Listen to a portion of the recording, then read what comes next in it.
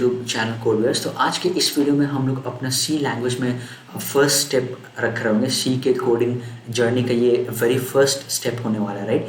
और इस वीडियो क्योंकि ये बेसिक वीडियो है पर इम्पॉर्टेंट है क्योंकि ये हमारा फर्स्ट वीडियो है totally on C language, right. लेकिन कोई भी सी कोड लिखने से पहले हम लोग पहले उसका देखेंगे कि सी कोड का कुछ स्ट्रक्चर होता है, कुछ चीज़ें होती हैं जो हम लोग को जानना है सी कोड लिखने से पहले, राइट। अगर वो सब का नॉलेज होगा तो हमको सी कोड लिखने में और हेल्प होगा। ओके, तो हम लोग डिस्कस कर रहे होंगे basic structure of C program. फिर उसके बाद हम लोग फाइनली वीएस कोड में जाके देख रहे होंगे कि सी कोड को कैसे लिखते हैं और कैसे उसको कंपाइल करते हैं वीएस कोड में, और फाइनली हम लोग कैसे उसको रन करते हैं, right. Okay, so let's start with our video.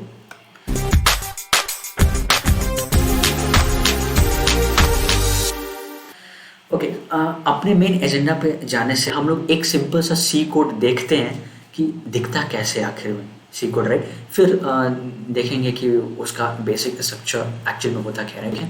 तो ये एक सिंपल सा सी कोड है, राइट। तो ये जो सी कोड है अगर तुम ध्यान देखोगे तो इसमें टोटल 8 लाइन्स है।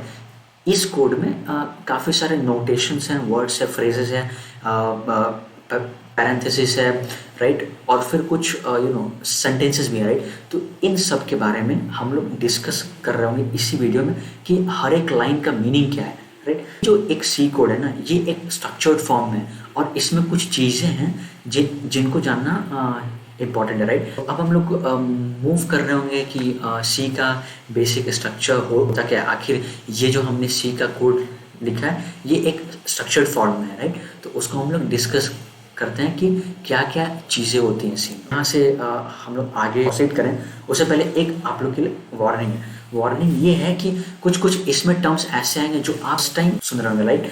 लेकिन देखो अभी करना क्या है कि जो भी मैं इंफॉर्मेशन दे रहा हूँ ना वो उसको समझना है और अपने माइंड में एक इंट्यूशन बिल्डअप करना है कि अच्छा ये चीज़ ऐसे होता है, राइट। जैसे प्री प्रोसेसर कमांड यहाँ पे एक वर्ड है, राइट। तो ये काफ़ी लोगों के लिए न्यू वर्ड हुआ, राइट। लेकिन जो मैं एक्सप्लेन कर रहा हूँ ना उसको तुम ध्यान से सुनना, लॉजिक बिल्ड करना और फिर उसको अपने माइंड में रखना। और फिर तुम्हें ये जानने की कोई ज़रूरत नहीं है कि एक्चुअली बैकग्राउंड में क्या हो रहा है, राइट। ये सब हम लोग टाइम टू टाइम सीख लेंगे। लेकिन अभी जो बेसिक फंड है हम लोग का जो मेन एम है वो ये है कि हम लोग सी कोड लिखें, राइट। और सी कोड लिखने के लिए ये सब टर्म से तुमको फैमिलियर होना होगा और इसका इंट्यूशन बिल्ड होना इम्पॉर्टेंट है ताकि ये एक्चुअली में कैसे काम करता है ये हम समझें, राइट। तो प्रोसेसर कमांड्स एक्चुअली में होते क्या है, तो प्री प्रोसेसर कमांड्स वो कमांड्स हैं जो कि कंपाइलेशन से पहले, राइट, होता है। तो वो कंपाइलर से कंपाइल होता है, फिर वो जो कोडर ने कोड लिखा वो मशीन लैंग्वेज में चेंज होता है और फाइनली कंप्यूटर उसको फीड इन करता है और देखता है कि इंस्ट्रक्शन क्या क्या है और फिर वो हमें आउटपुट देता है। तो ये प्रोसेस है, राइट। लेकिन एक्चुअली में प्री प्रोसेसर कमांड एक ऐसा कमांड है जो कि कंपाइलेशन से पहले रन होता है, राइट। फॉर एग्जांपल एक प्री प्रोसेसर कमांड का एग्जांपल ये है कि हम लोग प्री प्रोसेसर कमांड के हेल्प से हम लोग हेडर फाइल्स को इंक्लूड करते हैं, राइट। अब ये एक हेडर फाइल्स में न्यू टर्म है। तो हेडर फाइल्स का मीनिंग क्या है कि ये कुछ ऐसा फाइल है जो तुम्हारे सिस्टम में रहेगा या फिर कंप्यूटर में रहेगा जो तुम सी कोड लिखते वक्त यूज़ कर रहे होगे, राइट। तो ये सब हेडर फाइल्स का यूज आएगा ताकि तुम कुछ फंक्शनैलिटीज़ को या फिर तुम कुछ फीचर्स को यूज़ कर पाओ ताकि तुम्हारा जो डिज़ायर्ड आउटपुट है वो आ सके, राइट। ठीक है, तो प्री प्रोसेसर कमांड्स के हेल्प से कंपाइलेशन से पहले हम लोग बोल रहे होंगे कि हमें ये हेडर फाइल चाहिए अपने सी कोड में। तो वो जो भी कमांड है वो रन होगा कंपाइलेशन से पहले और रन होने के बाद हेडर फाइल इंक्लूड हो जाएंगे हमारे सी कोड में। फिर हम लोग सिंपली सी कोड को कंपाइल करके और रन कर रहे होंगे, राइट। तो ये होता है बेसिक सा फंडा प्री प्रोसेसर कमांड्स का। दूसरा होता है फंक्शंस। फंक्शंस क्या है, देखो फंक्शंस का हिंदी है कि मतलब कोई एक चीज़ है, राइट। कोई एक ऑब्जेक्ट है या फिर एंटिटी है तो उस एंटिटी का कुछ ना कुछ फंक्शन है। जैसे चार्जर का फंक्शन है चार्जिंग करना, राइट, फ़ोन को चार्ज करना या फिर लैपटॉप को चार्ज करना, राइट। वैसे ही सी कोड में जो भी हम लोग कोड लिखते हैं, मान लो कि कोई एक फिक्स नंबर ऑफ लाइन का कोड हुआ। मान लो कि मैंने 1000 लाइन ऑफ कोड लिखा और वो 1000 लाइन ऑफ कोड का कोई एक पर्टिकुलर टास्क है। कोई एक पर्टिकुलर फंक्शन है कि भाई ये 1000 लाइन ऑफ कोड का काम ये है। एग्जाम्पल फंक्शंस का अगर हम एग्जाम्पल लें तो हम लोग दो नंबर्स को ऐड करने का अगर फंक्शंस लिखते हैं तो वो मान लो कि हमारा कोड अगर 3-4 होगा तो वो तीनों चारों लाइन को मतलब टोटल जो भी हमने लाइन लिखा सम ऑफ टू नंबर्स फाइंड करने के लिए, तो वो चारों लाइन मिलाकर क्या हुआ एक फंक्शन हो गया। फंक्शन मतलब एक कोड का ब्लॉक हो गया। हम लोग को दो नंबर्स को ऐड करने का कोड लिखना है, फंक्शन लिखना है, राइट। तो मान लो कि हमारा कोड होगा 2-3 लाइन में। फर्स्ट लाइन में हम लोग लिख रहे होंगे कि भाई तुम इनपुट ले लो a, b। सेकेंड लाइन में लिखेंगे कि a+b तुम कंप्यूट करो। थर्ड लाइन में हम लोग लिखेंगे कि जो भी आउटपुट आया तुम आउटपुट दे दो टर्मिनल में या फिर यूज़र को। तो ये हमारा एक मान लो कि एक कोड है, राइट। तो ये जो कोड है, ये जो एक छोटा सा कोड ब्लॉक है, इसका फंक्शनैलिटी क्या है? फंक्शनैलिटी है find the sum of two numbers, right. तो ये एक फंक्शन हो गया। इसका मतलब ऐड a, b जो है वो एक फंक्शन है जिसमें कि हम लोग a और b वैल्यूज़ को फीड कर रहे हैं। तो आउटपुट में क्या आ रहा है? उसका a+b आ रहा है, राइट। तो मैंने a और b को फीड किया, आउटपुट में आया a+b। तो ये फंक्शंस होता है, राइट। डिटेल वे में हम लोग डिस्कस कर रहे होंगे आने वाले वीडियोस में, राइट। तो अभी के लिए ये इंट्यूशन होना इंपॉर्टेंट है कि एक्चुअली में फंक्शंस होते क्या है, राइट। तो फंक्शन एक सिंपल सा combination of lines of code है, particular number of lines of code है जिसका जो कि अगर कंबाइन कर दिया जाए तो उसका एक फंक्शनैलिटी आता है। जैसे हम लोगों ने ये 3 लाइंस को कंबाइन किया तो उसका फंक्शनैलिटी आया कि ये 2 नंबर्स को ऐड करके हमको आउटपुट देता है। तो ये हुआ function, right. I hope you have understood it, right. Move करते हैं वेरिएबल्स पे। तो वेरिएबल्स क्या है? ये भी एक न्यू टर्म तो नहीं है, मतलब वेरिएबल्स मीन्स कुछ वैरी करे, राइट। तो सी कोड में हम लोग वेरिएबल्स डिफाइन करते हैं, राइट, जिसमें कि हम वैल्यूज़ को स्टोर करते हैं।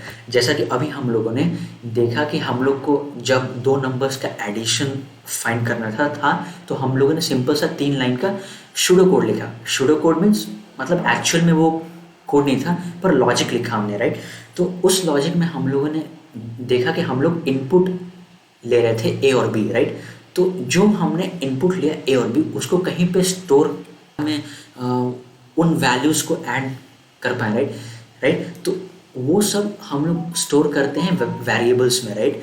तो वेरिएबल्स बेसिकली क्या है? छोटे छोटे कंटेनर्स होते हैं जिसमें हम लोग वैल्यूज़ को स्टोर करते हैं और फिर बाद में जब भी हमको यूज़ आता है अपने सी कोड में, राइट, तो हम वहाँ से उस वेरिएबल से उसका वैल्यू फेच करते हैं और फिर जो हमको लॉजिक इम्प्लीमेंट करता है हम लोग इम्प्लीमेंट करते हैं, राइट। तो ये होता है वेरिएबल्स। वेरिएबल्स क्या है?